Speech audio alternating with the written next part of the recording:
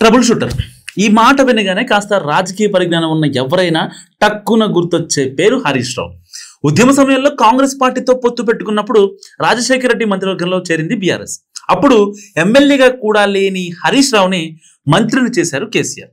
అలాగే హరీష్ రావు కూడా మామకు నమ్మిన బంటు అని అనడంలో ఏమాత్రం అతిశక్తి లేదు.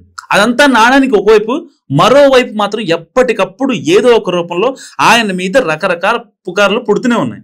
నాడు తెలంగాణ కోసం రాజశేఖర రెడ్డి మంత్రివర్గం నుంచి తప్పుకుని రాజీనామా చేశారు హరీష్. ఆ తర్వాత కొంతమంది ఎమ్మెల్యేలతో కలిసి ఆయన కాంగ్రెస్ చేస్తారన్న ప్రచారం జరిగింది. అంతా సెట్ అయిపోయిందని ఇక హరీష్ రావు 3 రంగులు కండువా కప్పుకోవడమే మిగిలి ఉందన్నంతగా చెప్పుకున్నారు అప్పట్లో. కానీ ఫైనల్ గా అలాంటిది ఏం జరగలేదు.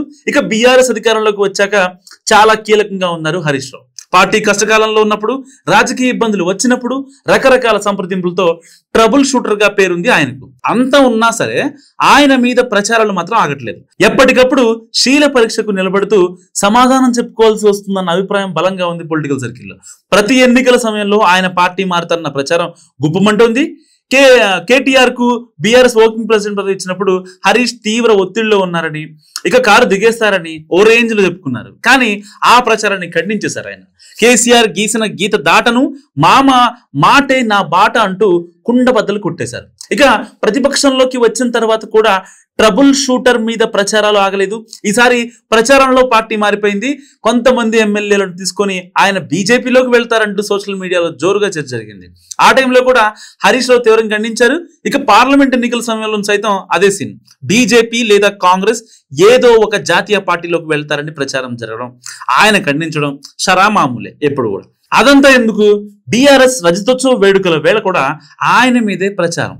గతంలో కంటే ఉధృతంగా జరిగిన సోషల్ మీడియాలో ప్లీనరీ బహిరంగ సభ కంటే ముందే ఆయన గులాబీ కండువ పక్కన పెడేస్తారంటూ సోషల్ మీడియాలో ఎవరికి నచ్చిన స్టోరీస్ వాళ్ళు అల్లేసుకున్నారు. మళ్ళీ సేమ్ సీన్. అక్కడితో ఆగారా? అది లేదు. ఈసారి ఏకంగా హరీష్ రావుకు కొత్త పార్టీ పెట్టబోతున్నారంటూ మరో ప్రచారం. దీనిపై పార్టీ నాయకులు పోలీస్ కంప్లైంట్ కూడా ఇచ్చారు.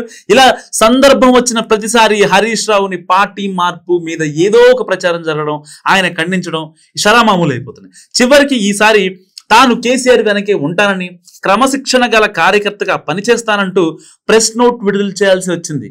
కేసీఆర్ గీసిన గీతను దాటబోనని, పార్టీ నాయకత్వాన్ని కేటీఆర్ కి అప్పగించాలని ఆయన డిసైడ్ అయితే పూర్తిగా స్వాగతిస్తానని కూడా చెప్పారు హరీష్.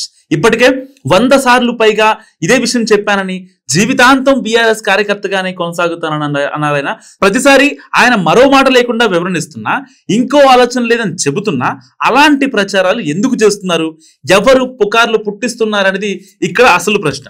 సో హరీష్ రావుని బద్నాం చేస్తే ఎవరికి లాభం అని తాజాగా ఆరా తీస్తున్నాయట రాజకీయ వర్గాలు.